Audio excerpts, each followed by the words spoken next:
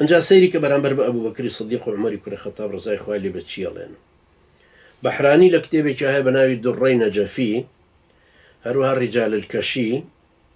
هروها الأنوار النعمانية أميان مجلد يقلا برصة هشتاو دو درين جفي لا برصي وحوت رجال الكشي لا برد وسطو بيانش أم رواية دينو وقع في الخبر هروكو تنبي السند بهيج شتيق أمي وقع في الخبر لا سندها هاتوا لا أثرها هاتوا لا حديثها هاتوا لا فرمودها هاتوا جاوكو تمثيل كردية كوتي قربان هو كتاب وافر ما تبالي الله كتاب مجلد جريدة هم يوافر هو يا أحمد صالح خلة شيخ ماخ جامج وكل تمثيل خلة شيخ ماخ واحد وقع في الخبر أن القائم عليه السلام وتم مهدي إذا ظهر يحييهم ويلزمهم بكل ذنب وفساد وقع في الدنيا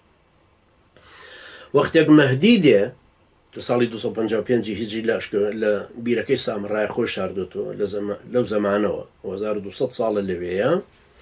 وەختێک کە دێ ئەمانە زیندووە کاتەوە سەیدنا ئەبوو بەکر و عومەر و طبعاً عایشە و حەفسەش خوا لێیان ڕازی بە عەبدوڕەحمانی کوڕی عەوف و خالیدی کوڕی وەلید و کۆمەڵێک لەمانەی کە ئەمانە ناویان هێناون بە تایبەتی ئەم چوارە بەڕێزە خەلیفەی یەکەم و دووهەم و حەفسە و عایشەش خوا لێیان ڕازی بێ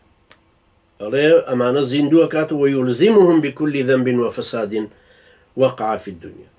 هرچی خراپە و گوناحەکاریەک ڕوویدابێ لەسەر ئەرزە ئەی خەنە گەردنی ئەمان هەم دوو خەلیفە بەڕێز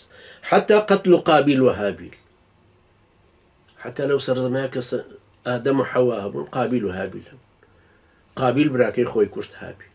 وەکو خوای گەورە لە سوورەی بەقەرا بۆمان جێڕێت حتى ئەم قەتڵە ئەڵێن سەبەبەکەی ئەبوو بەکر و عومەرن بۆیە کوشتوێتی ورمي أخوة يوسف له في الجب حتى براكاني سيدنا يوسف عليه السلام كقرتيان وخفران دايا بيرك وبمنالي أمش هرفيتي أبو بكر وعمر خواليان راسي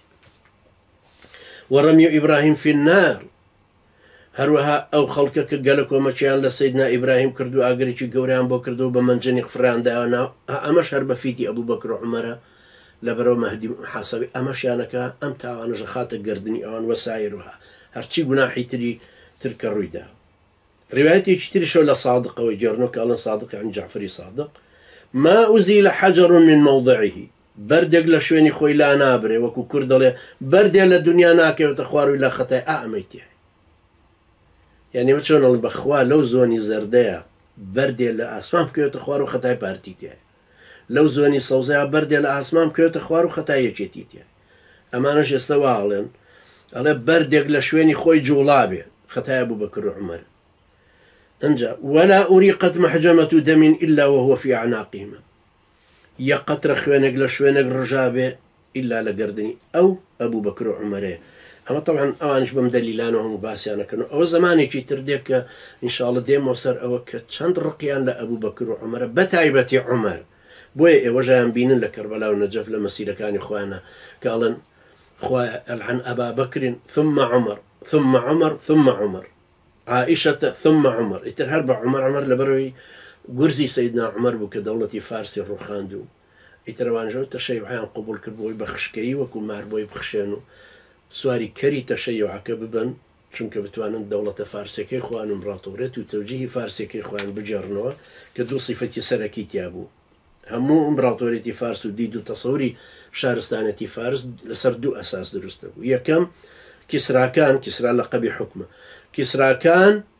بشي كان لأخواتي بويا شيعة قريتكش زور آسان تشونا أوكا إمام كان من لقريتي تايبة دروز جاء الروايات يعني هيك زور بتايبة دروز انجا دوهم يعني كسرى يزد جوردي سيم كسرى سيم كشي خوي معركت لبر فسادي أخلاقي لنا وأنا زور للتشيع كش زور عادي بكزواج متعة صيغة لنا وأنا بلاو بيتو فسادي أخلاقي كهي حتى لنا